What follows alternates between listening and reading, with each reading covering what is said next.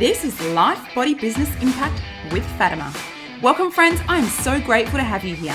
I'm your host, Fatima Ingalls, fitness expert, best-selling author, lifestyle entrepreneur, founder of the Life, Body, Business Fit Systems and co-founder of the amazing Freedom Retreats. My mission is to positively impact 10 million lives, to inspire you to wake up and live from your bucket list of dreams instead of waking up one day with a bucket list of regrets.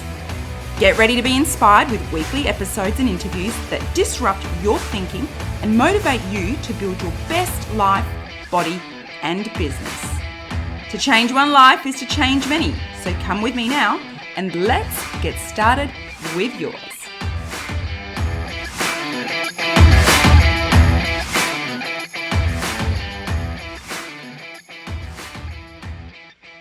Welcome friends, in today's episode I am joined with the wonderful Lisa Bondarenko, who is a counsellor. She's a published author, speaker and all-round awesome Adelaide chick.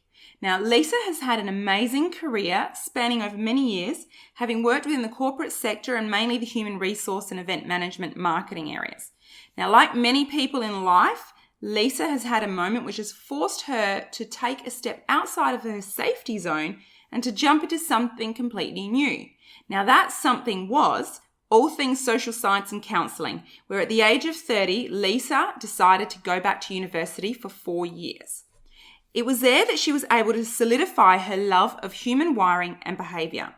And with that knowledge and understanding, she was equipped with a stronger and deeper framework. A framework that assists her working alongside individuals, groups and organisations in the matters of health, mental health and well-being from a mental, emotional and a physical perspective. Now, over the past several years, her work has created incredible collaborations with local, rural and national brands, and she's profoundly grateful for the opportunity to do that. She also has a private counselling practice, which remains a foundation and primary core of who she actually is. So I've had the opportunity to collaborate and work with Lisa on her retreats and some other events. So let's dive into our interview with Lisa Bondarenko. I'm here chatting with the wonderful Lisa Bondarenko, who is a counsellor and author and speaker. Right, Lisa? Correct. Yes. Hello, how are you? Author of Through the Looking Glass of IVF, isn't it? Silent Tears. Mm-hmm. Yes, correct. Yep. Thank you so much for being here and giving us the time to listen to what you've got to say. Well, thank you for having me.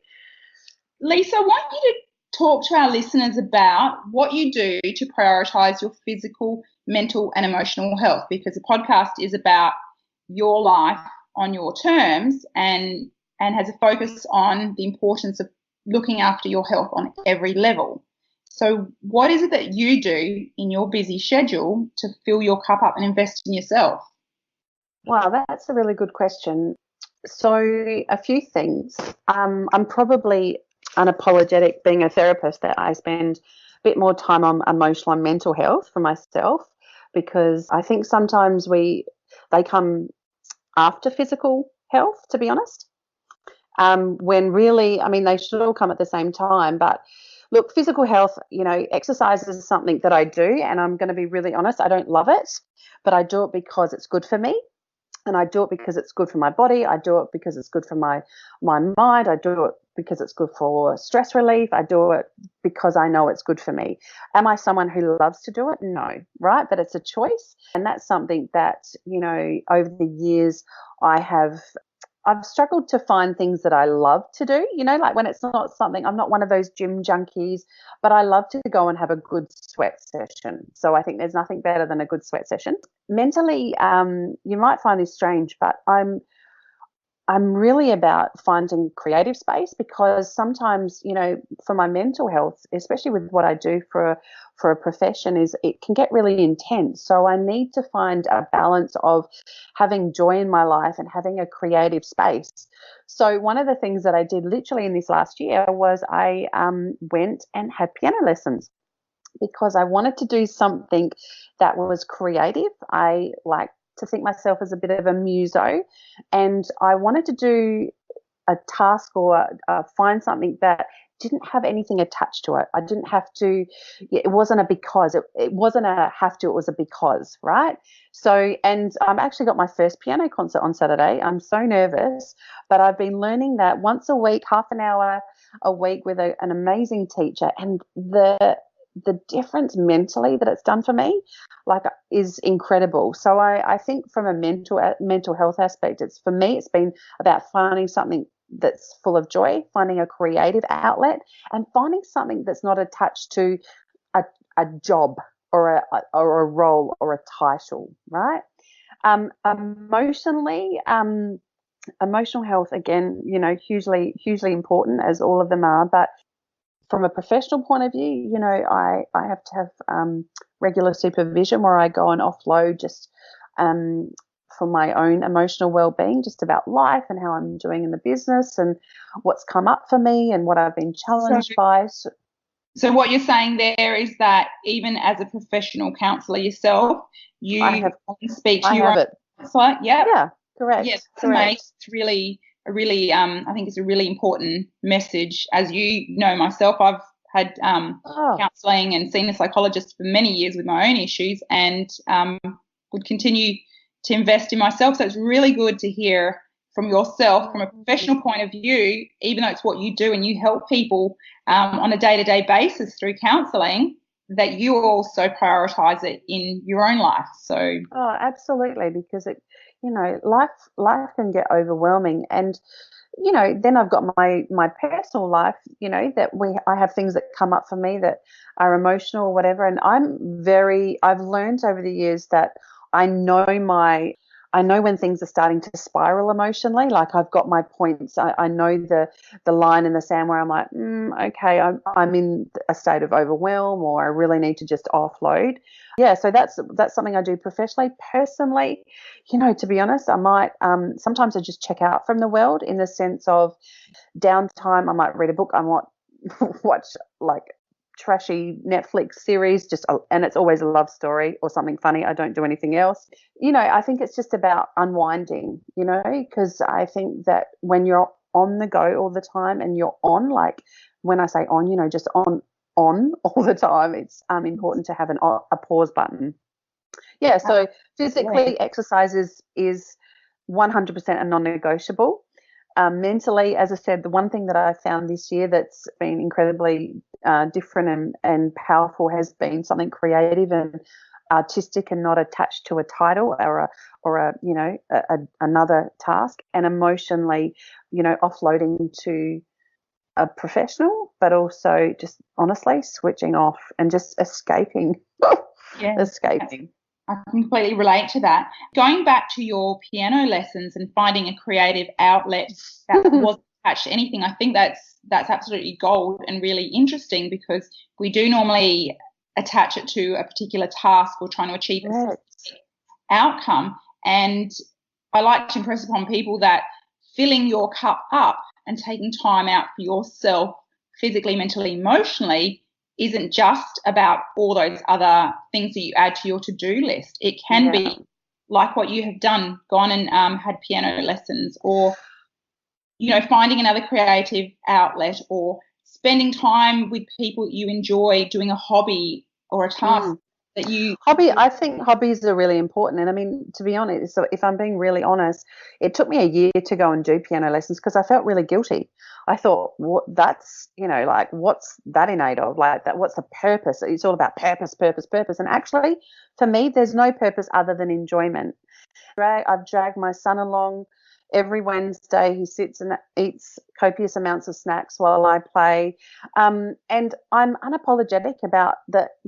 That's just me time. It's half an hour. Like, it's not that much. And as I said, I'm about to do my first concert, and, I'm really proud of myself. And I'm proud of being able to push through that, that barrier of guilt and shouldn't, and but what's the purpose in it? Well, no purpose other than to enjoy. Yeah. So going back to guilt, obviously you and I have worked together quite a lot. I've had the pleasure of, I guess we didn't really give our listeners much of a background, but, we met through a mutual friend at the Paleo Cafe, and through Lisa, I've had the opportunity to speak at events, and we've worked on some projects together, which has been an absolute privilege. And the whole guilt thing has been huge for myself personally and for the people that I speak to. So in relation to guilt, I like to say, you know, ditch the guilt, throw it away. It's not always that easy. But why is it that you think we have guilt, particularly women? I don't know. I'd like to get your perspective around men having guilt about taking time out for themselves, but also women. Why do you think we struggle with guilt when we take time out for ourselves, whether it's for that creative outlet or to go, you know what, kids, I'm putting myself first, I'm going to exercise, or I'm going to go and take care of myself, or go and have a massage, or just go and have lunch with my girlfriends and turn my phone off? Yeah. Well, look, I think, you know, it is something that I see a lot of in the counselling room. And I think the first thing I always start with when I hear the word guilt, because a lot of us can use the word very, very freely, is I always ask people what their definition of guilt is. And you'd actually be surprised at how many people don't know, right? But really, just very fundamentally and technically, the definition of guilt is that I'm doing something wrong, right? Yeah. So when we start filtering things through, you know, back to my piano lessons, well, what am I doing wrong that would, you know, create that sense of guilt? And when I unpack it like that, well, nothing other than maybe valuing myself with time, with maybe perceived luxury, you know, with maybe perceived, you know, the $25 half an hour could go elsewhere. So I think women in general, we have this, and it's a bit of a social construct that we have to be all things to everyone. We have to be superhero mums and juggling 48 balls, but then also building business empires, and there's not actually any time. Like I often talk about, you know, woman, wife, mother, right? Now, for some of us, we have those three roles.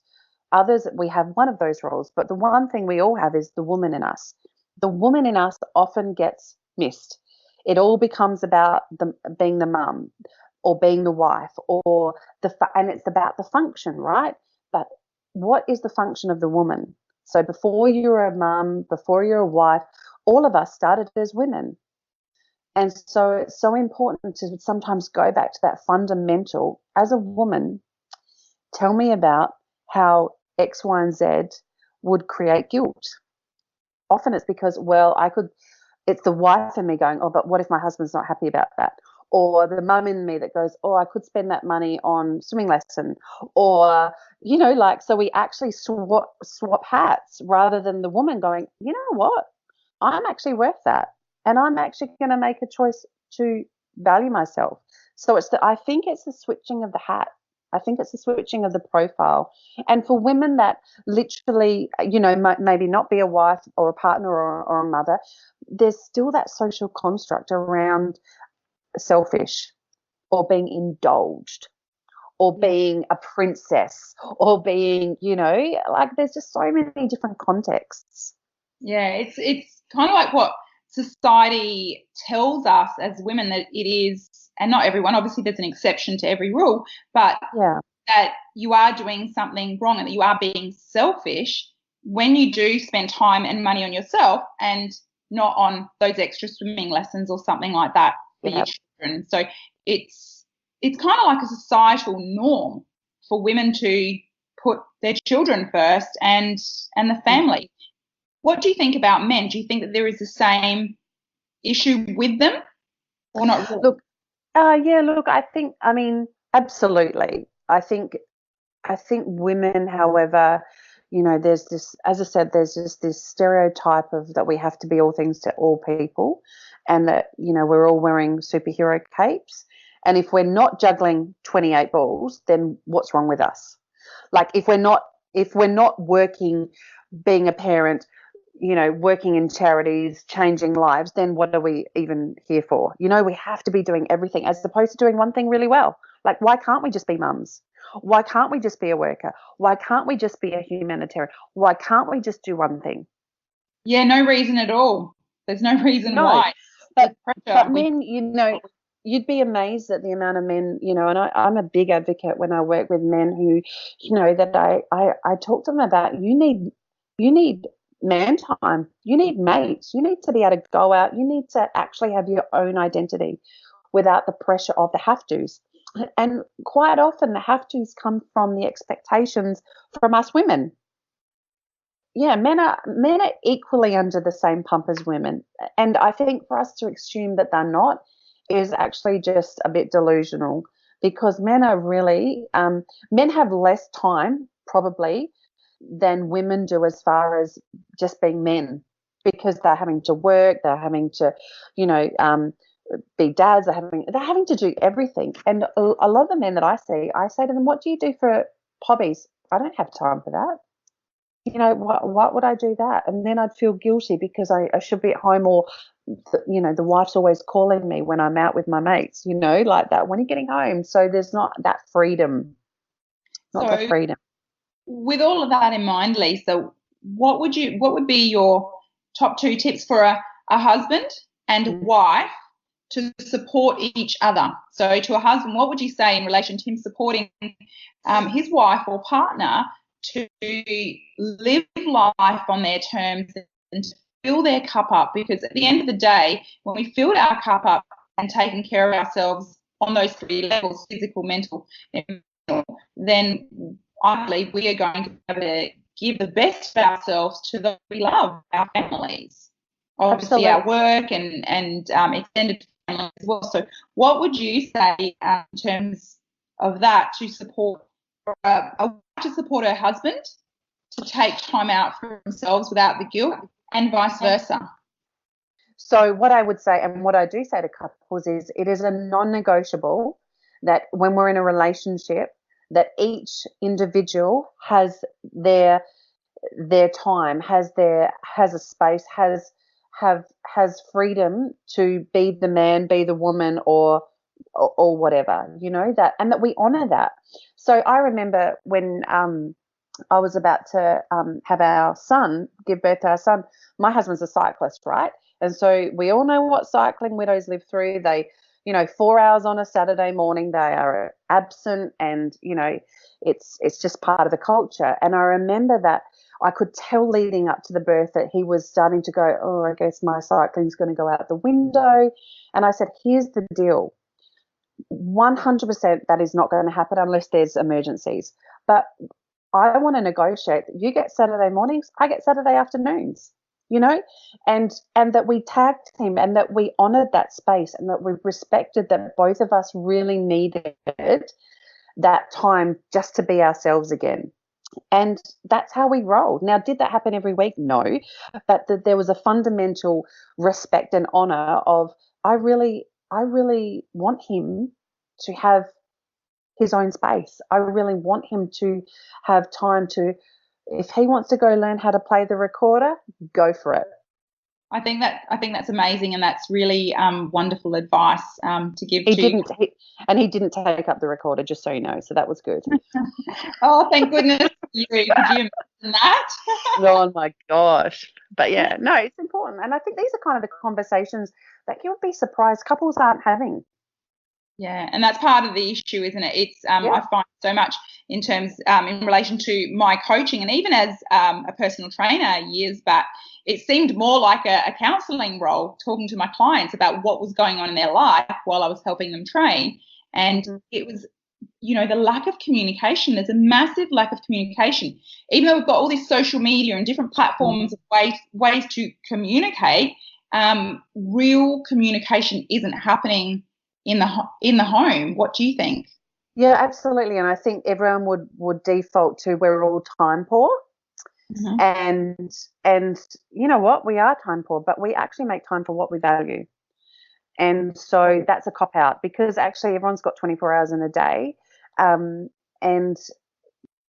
I think there's this whole, what's the word? An addiction to busy. Everyone's so busy, right? But it's also glorifying busy. It's all, because if we're not busy, again, what are we doing? If we're not busy, what are we achieving? So, you know, I often try and just pull it back and just say, you know, like, what would it take you to find half an hour? I mean, like, literally for me, in a week, piano was half an hour. You know what? As if I couldn't find half an hour. Yeah, I know, 24 hours in a day, right? As 7 if I couldn't find half an hour, but I put it off for a year because I was like, oh. It's like, no, actually, you can. And I have, and I've done it. And it's been amazing for me. And also, I really wanted my son to know that when we go on Wednesdays, actually, that's something for mum. That he has to sit and wait for me. Because P.S., that doesn't happen often. No, you've got a beautiful little 5-year-old for everyone that is listening, Jack, Yeah. and we're going to get into the story of how Jack came into this world very soon. I'd just like to congratulate you, Lisa, in relation to what you're doing with the piano lessons as well. And bringing You haven't heard it, Fatty. You haven't heard me yet. So you know what? I sing because it makes me happy. And years ago, I wouldn't even sing in the shower because I was so worried about how bad I sounded. Even to my husband, I was really embarrassed to sing around anyone. But now I don't care. I sing. I feel sorry for the people around me because it's not great, but I love it and it makes me feel happy. So it fills my cup a little. Yeah, good. Good. In relation to you bringing Jack along, I think it's massive because you're showing him that it's important. I matter.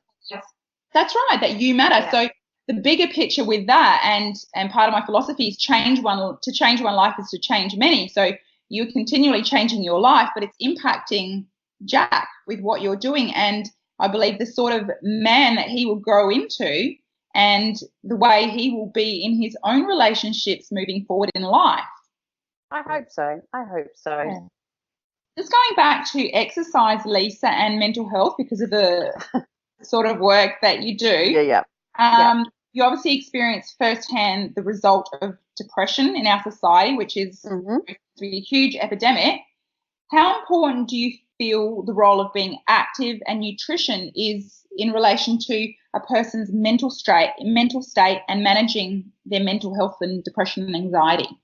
Oh, look, I think I'm not going to say it's everything, but it's close to everything, like it's super, super. It's one of those things that when we're working with people that have got layers and complicated layers of trauma and grief and stress and sadness in their life, it's actually one of the easy changes, right? Because it's almost like a robot can do it because it's a choice of I'm going to exercise, I'm going to eat healthy, as opposed to actually having to unpack the emotional layers, right? So I often start there because it's about getting people moving. Now, you might laugh at this, but I have been known on many occasions to tell my clients to bring sneakers, and we literally put sneakers on and we walk around the block doing therapy. Because it's one of the best things I can offer them because it gets them out, sunlight, company. We walk, we talk, we burn some calories, we get the adrenaline, we get everything going, and it's better than sitting on the couch. Now, obviously that's not for every client, so people don't need to get put off that they have to come to me with sneakers, but for certain clients, and for a variety of reasons, that I'll send them a message, don't wear your stilettos, bring your sneakers, because sometimes people also just need that push, because I think depression is one of those things, and I'm sure that you've experienced it, as have I, that it is debilitating, and it's the last thing we want to do is move. We'd rather be curled up somewhere. And for a lot of people, your story, my story, for a lot of people that I see, they have every reason to want to curl up in a ball. But there's something so profound about getting up and moving. And I often talk about footsteps. So, even the art of walking, just moving, it's about taking ground.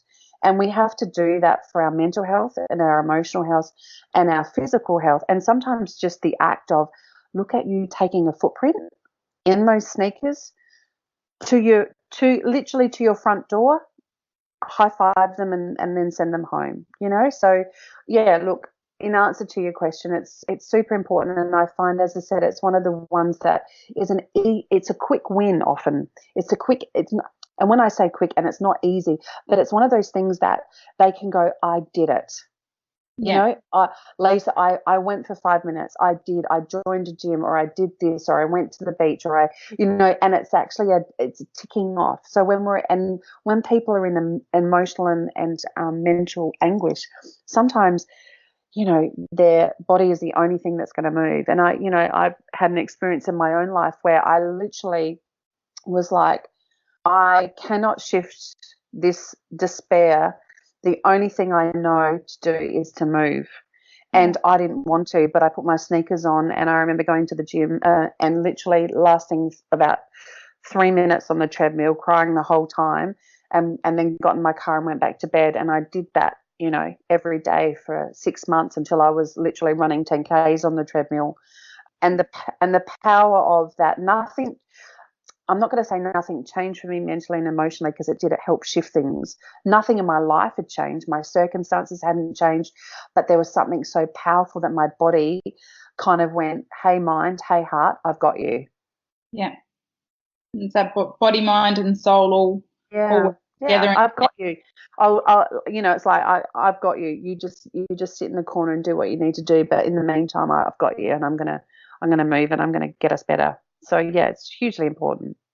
It is. For most of my clients, when I was working as a PT, I'd say 95 to 98% of them had been or were struggling with depression or anxiety and had been on medication or had been offered medication before even any sort of exercise was considered. So I know that the exercise helped so much, as it did for me before I actually became a trainer. With my own depression, it's the first thing that I changed was starting to move. I ate terribly, didn't know anything about personal development or anything like that. I had a bit of faith, but I wasn't very active in it. But just moving, I'd exercise, I'd come home and I wouldn't feel crazy, although I had such guilt around even getting a gym membership. I remember speaking to my mum and going, oh, my God, I can't afford to spend that money on it because I should be spending the money on the kids and on bills and all these other things. And the funny thing is, she said to me, oh, don't be silly, Fatima. You'll get it back tenfold. You'll get it back 10 times over the amount of money you spend on your gym membership. So off I went with baggy clothes, and same thing. I started on the treadmill, and although I hate running, same. Just going there, just the act of going there. And I'd go when it was quiet, when there was hardly anyone, in the middle of the day, when the older people were there, and just sometimes I'd be there for 10 minutes and leave, but I went. And the more I did it, my mental state was changing. Same thing as you, I still had all the issues that were causing the depression going on in my life, but when I exercised, I came back and I didn't feel as crazy as what I had before I went off and exercised. So although it took about a year before I actually stopped feeling guilty, because I got to the point where I knew I shouldn't feel guilty about taking time out for myself. And I think you've been there as well, with even when you were talking about your piano lessons. You asked yourself the question, you knew you shouldn't feel guilty, but you did. And it was a little changing perspective to go, actually, you know what? I shouldn't feel guilty, and I don't feel guilty, and these are the reasons why. So, thank you for sharing that around the mental health and how important physical exercise is. I completely agree, and I've had the same personal experience and experiences with my clients as well. I'd love to shift gear, if that's okay with you, and talk to our listeners a little bit about your own personal journey in relation to IVF, how you became a counsellor, what put you on that path. Would you like to share with us a little bit about that journey, Lisa? Sure, absolutely. My husband and I got married and decided, we wanted to start a family quite soon. It kind of just wasn't happening for us. So, I went and had some tests and, was told just very matter-of-factly that IVF was going to be the only option. And that alone was such a shock, you're right? That kind of happened to other people. I didn't really know much about IVF. But that kind of started us on a journey that was fairly brutal. I think maybe 4 years. So we had an 8-year journey. We had 10 rounds of IVF, and massive, and painful. Lots of loss and lots of grief, and And obviously, we have a beautiful little miracle boy who we're forever grateful for. But what got me into counselling, I was in the corporate world. I, was in a senior management role, and there was a lot of shame for me around having to go through IVF, and a lot of people won't understand that. But everyone's different. But for me, I felt like a real failure, and so we kind of kept it quite secret for a long time. For as long as we could, and that was quite a few years. But then I just wasn't able to function from a business point of view because, I was just in such I guess grief and the infertility world is just you get sucked into this vortex and everything revolves around it, and it's fairly all consuming. So I and we'd had some counselling, and it was really bad. And I walked out of the counselling and I was just like, wow. And I remember saying, I still remember what I was wearing and where I was. And I said to my husband, I was like, you know what? I am going to go back to uni and I'm going to become a counsellor. And if I can save one couple of that experience, then it will be worth it. So that's kind of what I did. I went back to uni and quit my job, found another part-time job kind of in the industry just to pay bills, but became a full-time student and proceeded to smash out a degree in 4 years. And in between all of that, it was like free therapy, really, to be honest, for 4 years. And in between that was just going through cycle after cycle.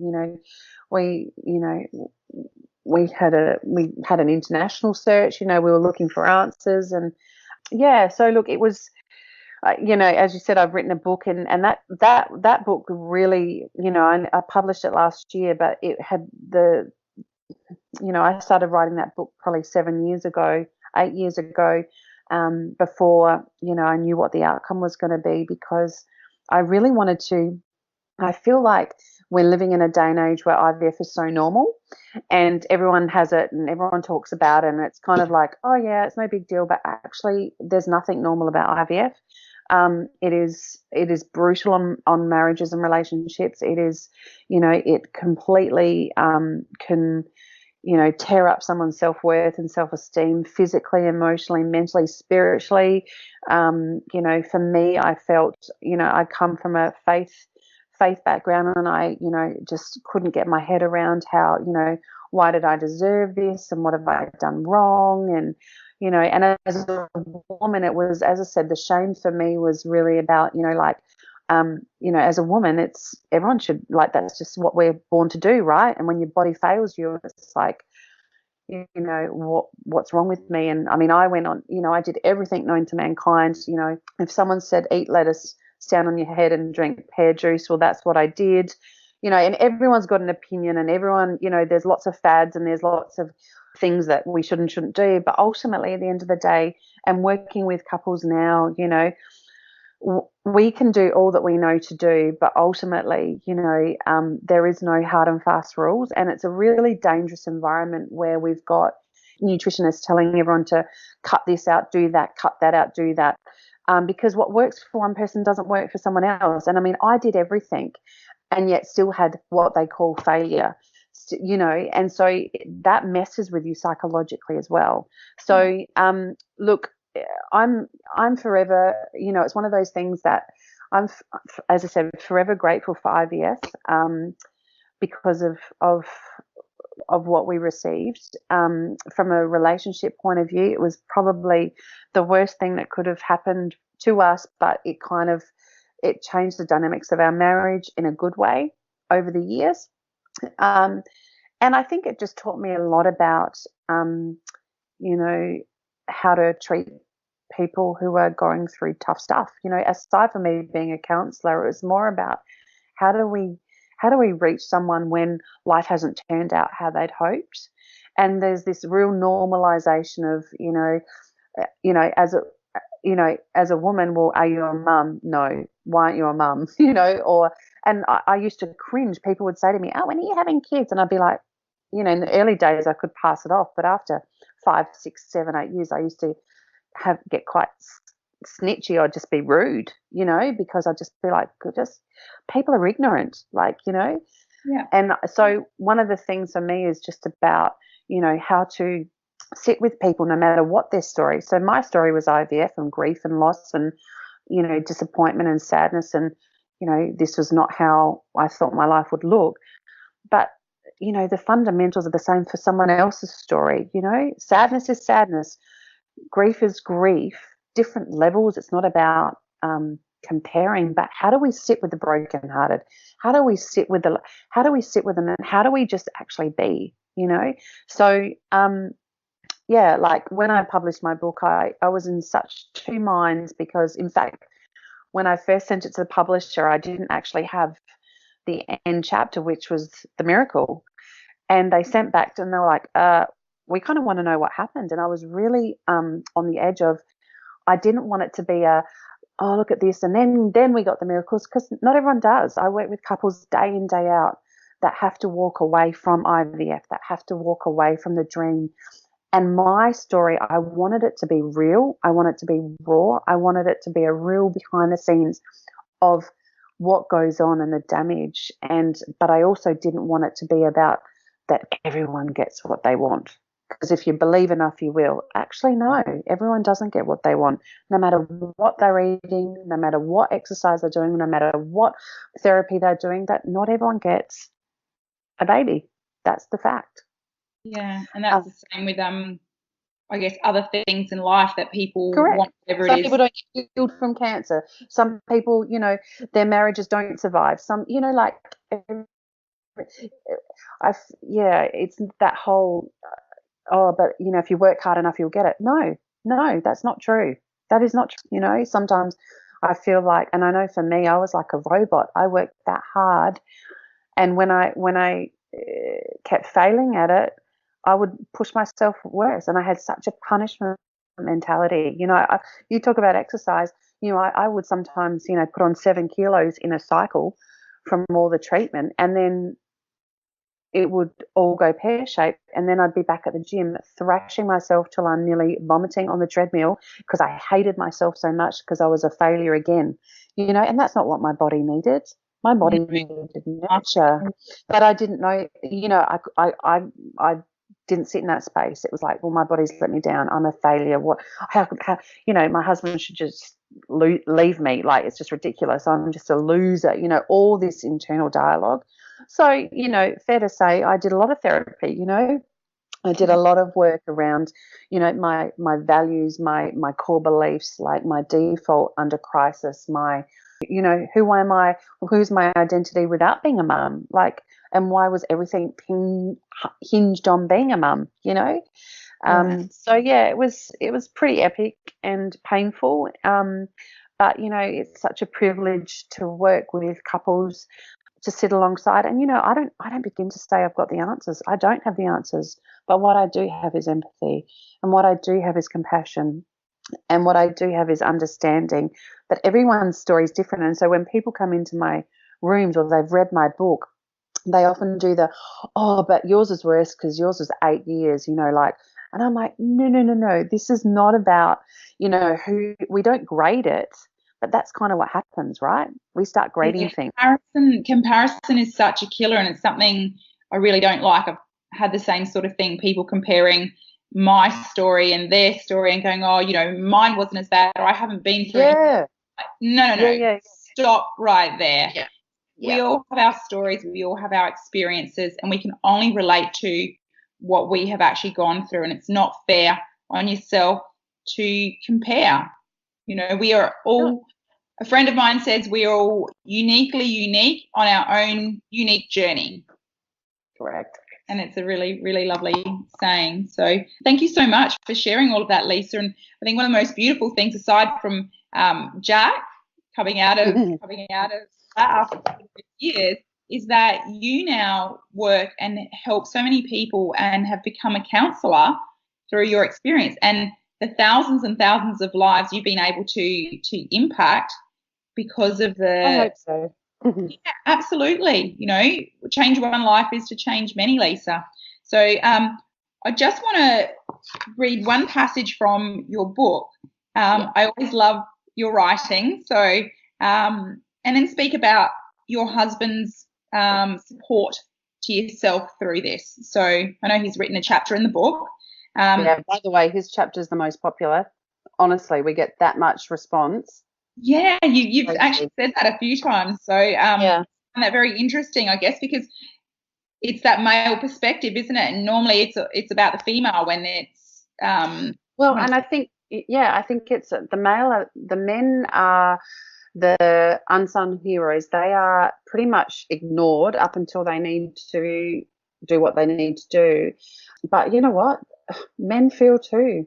And the amount of men that, and even from a medical profession, you go into all your appointments and the focus is all on the woman. It's all on the cycle, the body, the this, that, and rightly so. It needs to be at that level. But, you know, my husband and I were guest speakers at a national fertility conference, and we were asked to sit on a panel and talk about a customer experience. And he was asked, you know, it was Q&A, and he was asked by one of the doctors, like, what could we have done differently for a better experience? And, you know, his response was so simple. He said, well, first of all, you could have asked how I was. He said, in 8 years, no one ever said to me, and how are you? Wow, it was always helpful. Yeah. And looking back, I mean, I was so just in survival mode. To be honest, I didn't really recognize that, but it's true. No one, you know, would both sit down and the doctor would say, right, Lisa, so how are you going and what are you doing and blah, blah, blah. And Serge would just sit there like he was invisible. Yeah, wow. This passage I wanted to read, Lisa, I'm sure you'll know it, but I'm going to read it out for our audience. Mm-hmm. It's in the chapter Once Upon a Time. Mm-hmm. I think it is quite possible I cried an entire river of mascara during my 8-year journey trying to conceive. Many times it was a snot bubble and black streamed down the face, panda eye. It wasn't uncommon for my husband to remove his shirt covered in black smeared stains.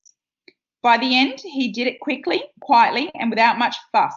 He was amazing like that. Mm-hmm. I think that chapter to me, you know, highlighted it when I read it because it just highlighted, like you just said then, the unsung hero. He really was. Yeah. He was. And yeah, and I think, you know, and he would say this, and for men especially, you know, they don't know what to do. And men are generally wired to try and fix and solve things. But when you're in a journey like fertility, they can't fix anything. They can't solve anything. They just have to stand alongside. And, you know, as I said, I mean, I often call it the snot bubble crying. I mean, that was almost like the silent way. That's why my book's called Silent Tears, because sometimes I just had no noise. It was just gut-wrenching tears. And he would just very graciously, honestly, I laugh now, but like he would have mascara and snot and everything, and he would just go and change and come back without saying anything. And in the time, I probably didn't even think about it, but when I look back and when I was writing that book, I was like, wow, that is grace. That is love. That is, you know, such honor. That and that kind of sums up his journey. He was like just the sideline wingman that kept my head above water.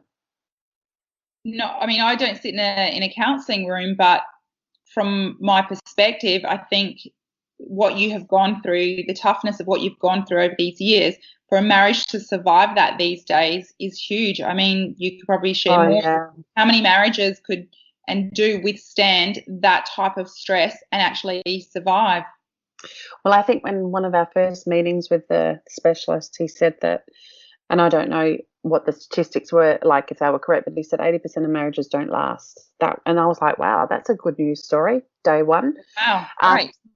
Yeah, but you know, and for us, there was a period in that 8 years where I think we took about 12 to 18 months off because our marriage was ready to end from the weight of it, and we just needed to get back to basics. And one of the things I see a lot of, and I'm working with some IVF clinics to try and, you know, educate around, it's one thing to support couples getting pregnant and having babies, but then what's happening is they get the babies and then the marriages end. And then these little babies are in a split family because they haven't dealt with what they've been going through. So it's like, if we don't deal with the stuff in it, it builds and it snowballs, and then you've got a newborn, and you've got 3 kids. You know what that stage is like. It's not easy.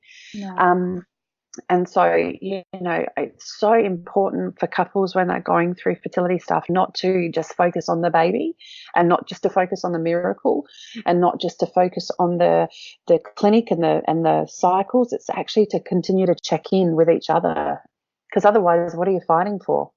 Exactly. And I guess to check in with each other, and would you say to check in with themselves in terms of taking care of other parts of their life, the physical, the mental, the emotional, despite everything that they're going through? It's been quite taxing on so many levels, not just an emotional level, but on a physical level, what you're going through. Yeah, well, I mean, it's certainly, it's stress at epic proportions. But what happens is you get so caught up in the day-to-day, everything becomes the third party in your relationship, in your world, and all the decisions are based around the cycle and the drugs and the this, and will I be pregnant, and when's my 2-week wait, and all this stuff. But it's that whole, going back to that woman, wife, mother thing, or the husband, man, father thing. I always get that mixed up. But, it's like we have to have an identity outside of this experience. We can't just get all consumed in it, and that includes taking care of ourselves. And it's very hard, especially for women, to do, because they get so focused on, I don't want to do that because that might affect that, and I don't want to do that because, so it's hard to detangle from. It becomes a story. It becomes a really strong narrative, which I understand. It was a really strong narrative for me. It changed how when we were planning holidays, what cars we were going to buy, like everything gets affected. But, it's just so important that couples check in with themselves, that they've both got parties outside of the marriage that they can talk to, especially the men, just to download, because they can't be that for one another. That's what I find. They can't be the support, that they need at all levels. So, yeah. Lisa, you are absolutely amazing, and I feel so privileged that you've taken the time to share and go quite deep on even your own personal story. Is there any parting thoughts you want to leave?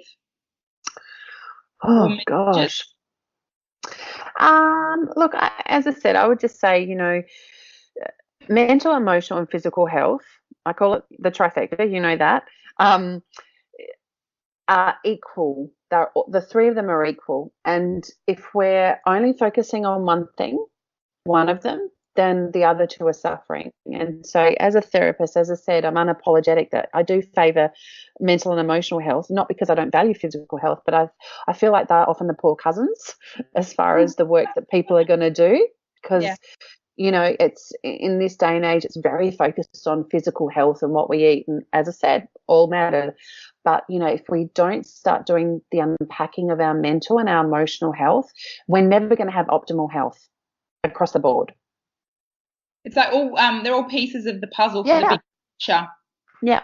That was certainly my own personal experience. It started with the physical, and then it went to the food, and then it went to the environment and the mindset. And I found that, I could work on one, say the physical, and feel amazing and great for a few weeks, but I could not maintain it. And then I had changed the food and supplementation and mindset, and I needed every piece of the puzzle to maintain myself in a really, really good state. And I think what's important also is people to understand that being happy in their life doesn't mean you're happy laughing with a big smile on your face every second of the day. You can be happy in life and still have sad days and down days. Yeah. It doesn't mean you're on the up all the time to be happy and joyful in your life. Absolutely. And I say to people all the time, it is a common human experience to feel depressed and to have anxiety. It's just to what degree what level they're at as to what kind of intervention we need. But, it's okay to have, like you said, have down days. But we need to start getting real with ourselves and acknowledging and validating our emotions and not ignoring them. We're so quick to ignore. We're so quick to avoid, because who wants to do that work? That's boring. And yet without it, we're not living fully anyway. Might say, we can't have the beautiful view from the peak of that mountain if we don't have the valleys. And that's, and that's a representation of life. You can't have that beautiful high and that beautiful view and those amazing high moments if you don't have valleys as well. It's inevitable that you're going to have valleys in life, but you have to keep moving forward and making ourselves aware of the tools that we can use to keep moving forward in those times that we are down in the valleys. But I think also it's about when we're on the mountaintop that we're actually still doing work, that we've actually still continuing to do the work, so that when the trenches arrive or the waves of life arrive, we've got something to work with. Because what happens is people, life hits all of us at different reasons and stages. And then the 11th hour is maybe coming to a counsellor when it's so hard to unpack in crisis, So it's that, what are we doing to check in to make sure that we're like just doing an inventory on how we're traveling?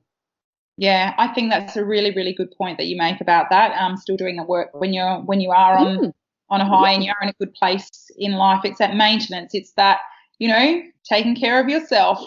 Yeah. Taking care of the woman and taking care of the man. Correct. All the time. So it's been amazing to speak with you. Thank you so much. Well, it's always a pleasure doing business with you, my friend, and hopefully the listeners gain something from this. But yeah, it's been a real honour. I'm sure they will. People can find you on Instagram. What's your Instagram handle? So it's Lisa Bondarenko. I'm very creative. So Lisa Bondarenko, my website's lisabondarenko.com.au. And my Facebook is Lisa Bondarenko. So there you go. Easy. So Lisa Bondarenko, in the show notes, I'll make sure that I have all the links to Lisa's website and her social media handles, and you'll be able to find her book through the website. Is that right? Yes, correct. Yeah, absolutely. Thank you so much, Lisa. I really appreciate it. Take care. Bye.